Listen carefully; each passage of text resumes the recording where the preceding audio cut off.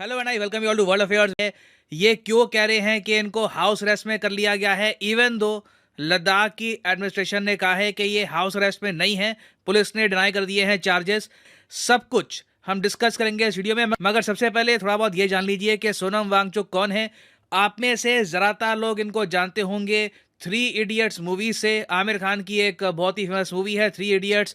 उसमें जो main character है फुनसुक वांगचुक, वो काफ़ी हद तक इंस्पायर्ड है सोनम वांगचुक से। हालांकि थ्री इडियट में जो भी कहानी होती है वो सोनम वांगचुक की लाइफ से रिलेटेड नहीं है, मगर इनकी पर्सनालिटी, इनके नाम से काफ़ी हद तक इंस्पायर्ड था आमिर खान का कैरेक्टर। उसके अलावा वैसे आप सोनम वांगचुक को बिल्कुल अलग देखें, थ्री इडियट से बिल्कुल अलग देखें, तो सोनम वांगचुक को मिल चुका है नोबल प्राइज ऑफ एशिया, मतलब के रामन मैगसेसे अवार्ड। ये बहुत ही प्रेस्टिजियस अवार्ड है। फिलीपींस नाम का जो देश है, आसियान देश, वो कंट्री देता है ये अवार्ड। और इनको ये अवार्ड दिया गया था भारत में एजुकेशनल रिफॉर्म्स लाने के लिए। इन्होंने ओवर द ईयर्स लद्दाख में काफ़ी काम किया है।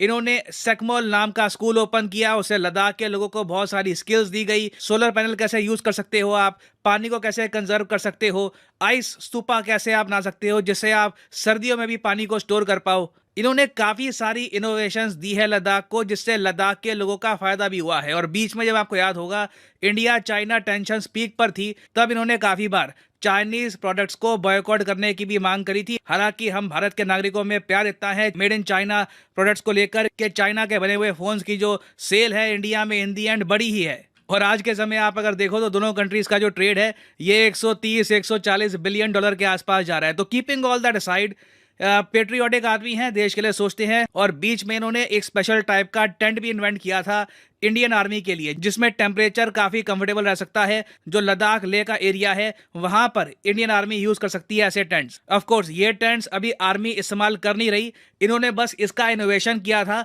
आर्मी बाद में सोचेगी कि इन टेंट्स का टेंडर देना है या नहीं देना।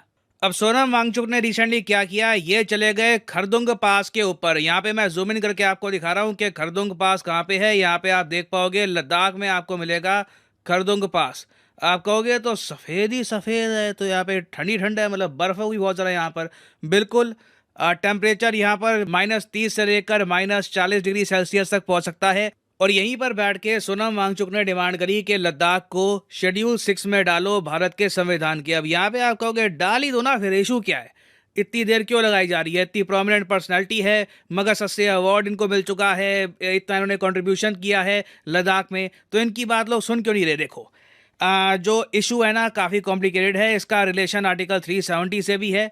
आपको बिल्कुल सिंपल लैंग्वेज में समझाता हूँ कि यहाँ पे सोनम वांगचुक साहब मांग क्या रहे हैं।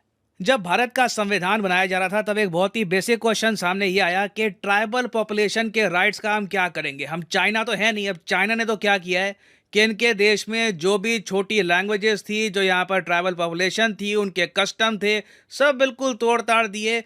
किसी को ज़मीन का स्पेशल राइट नहीं दिया, किसी को स्पेशल अधिकार मिला नहीं। हांगकांग वगैरह को छोड़ के, वो थोड़ा सा जियो पॉलिटिकल इशू है। मेनलैंड जो चाइना है वहाँ पे आप देखोगे चाइना की सरकार ने बिना रुके मैंड्रिन को प्रमोट किया है, जबकि हमारे यहाँ ना हमने विभिन्न भाषाओं को जगह दी है, उनको ग्रो करने का रूम दिया है। साथ ही साथ इंडिया में आज के समय जो 9% के आसपास ट्राइबल पॉपुलेशन है, हमने ये भी डिसाइड किया कि ज़बरदस्ती हम इनको असिमुलेट नहीं करेंगे। मतलब कि जो इनके इलाके हैं वहाँ पे घर बना दो और कुछ इनके कल्चर लैंग्वेजेस को प्रिजर्व करने की कोशिश मत करो। हमने जो रूट अपनाया वो चाइना के रूट से डिफरेंट था। हमने कहा कि हम ट्राइबल इंटीग्रेशन पॉलिसी को अपनाएंगे। इसका मतलब ये है कि ट्राइबल लोगों का जो यूनिक सोशल एक कल्चरल हेरिटेज है उसको हम अकेला छोड़ देंगे, वहाँ पे हम इंटरफेरेंस नहीं करेंगे। ऐसे शेड्यूल बनाए जाएंगे भारत के संविधान में जिसके अंडर ट्राइबल पॉपुलेशन को स्पेशल अधिकार मिलेंगे। आम इंडियन नागरिक उनकी ज़मीन परचेज नहीं कर पाएगा।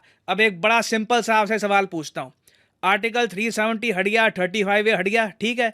उसके बाद से आप आज के समय एज एन इंडियन नागरिक आप कहीं भी रहते हो, मध्य प्रदेश, उत्तर प्रदेश, दिल्ली, आप जाकर जम्मू कश्मीर में लैंड परचेज कर सकते हैं। मगर क्या नॉर्थ ईस्ट के बहुत सारे इलाकों में आप लैंड परचेज कर सकते हैं? आंसर है नहीं।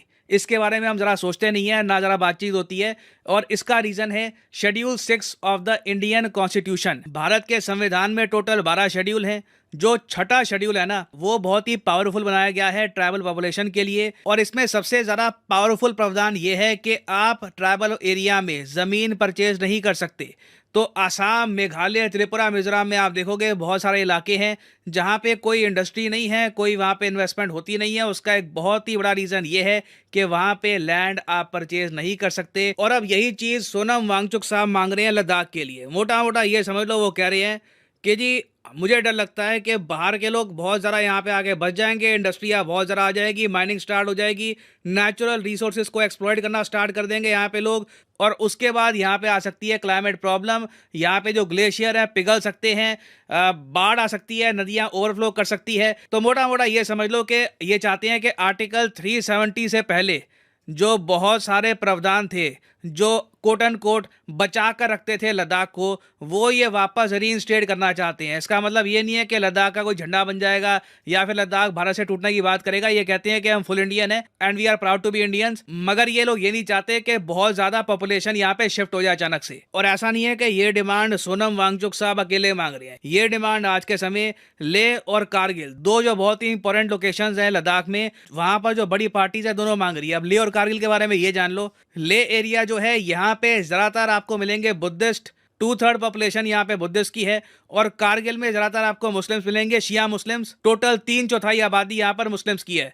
तो यूजुअली क्या होता था कि कई मुद्दों पर दोनों की सहमति बनती नहीं थी, मगर इस पर्टिकुलर इशू को लेकर, शेड्यूल 6 को लेकर दोनों रेडी हैं। दोनों कह रहे हैं कि देखो शेड्यूल 6 अप्लाई तब होता है। अब आप यहाँ पे यही पूछोगे, कल को तो मैं भी उठ जाऊँ, मैं कहूँ जी मैं अपनी कॉलोनी में यहाँ पे रहता हूँ, इसमें भी शेड्यूल 6 लागू करो, कोई बाहर का आदमी यहाँ पर लैंड परचेज नहीं कर पाएगा। तो अगेन यहाँ पे ट्राइबल पॉपुलेशन का बहुत ही बड़ा एंगल है। संविधान ये कहता है कि जिस रीजन में 50% ट्राइबल पॉपुलेशन हो, वहीं पर 6th शेड्यूल आप लगा सकते हैं। तो ये हर कहीं नहीं लगेगा, ये बहुत ही बड़ी बात है। तो लद्दाख में आप अगर देखो तो यहाँ पे तो बताया जाता है कि 95% ट्राइबल पॉपुलेशन है। सोनम वांगचुक ने यहाँ पे क्लेम किया है कि 95% पॉपुलेशन यहाँ पे ट्राइबल है। तो जो रिक्वायरमेंट्स है उसको ये अच्छे से फुलफिल करता है। मगर देखो कहीं ना कहीं दूर दराज से ना एक प्रॉब्लम ये आ जाएगी कि लद्दाख को जब हम ये दे देते हैं प्रावधान, उसके बाद कश्मीर में भी सिमिलर डिमांड अगर उड़ गई तो आज के समय हम जो मेजर इन्वेस्टमेंट्स की बात कर रहे हैं कश्मीर में कि वहाँ पे हम मॉल बनाएंगे, यूएई की इन्वेस्टमेंट्स होगी, बिलियंस की इन्वेस्टमेंट होगी, वो सारे प्लान रुक जाएंगे। तो सारा जो ये आप कह लीजिए प्रोसेस है ना, बड़ा डेलिकेट है। सोनम वांगचुक साहब अपनी जगह सही है। देखो मैं यहाँ पे ये कहूँगा, आजकल का जो नौजवान है ना भारत में, ये बिल्कुल ब्लैक और वाइट के रूप में सोचता है कि जी ये लेफ्ट विंग है, ये राइट विंग है, इसकी तरफ है, उसकी तरफ है। मैं आपको सबसे पहले कहूँगा, ना लेफ्ट विंग बनो ना राइट विंग बनो। सबसे पहले देश के बारे में सोचो, ठंडे दिमाग से सुनो कि आदमी क्या रहा है, जो भी डिमांड है उस डिमांड के पीछे रीज़न क्या है, लॉजिक क्या है। तो सोनम वांगचुक साहब अपनी तरफ से सही है, मगर भारत सरकार जो अभी भी थोड़ा सा डिले कर रही है, भारत सरकार के पास भी रीज़न है। भारत सरकार भी ऐसा नहीं है कि बस तरसा रही है, उनके पास भी एक प्रॉपर रीज़न है। तो जो ये इशू है लद्दाख का, ये रातों रात सॉल्व नहीं होने वाला, इसमें टाइम लगेगा। अभी there are a lot of issues that need to be resolve.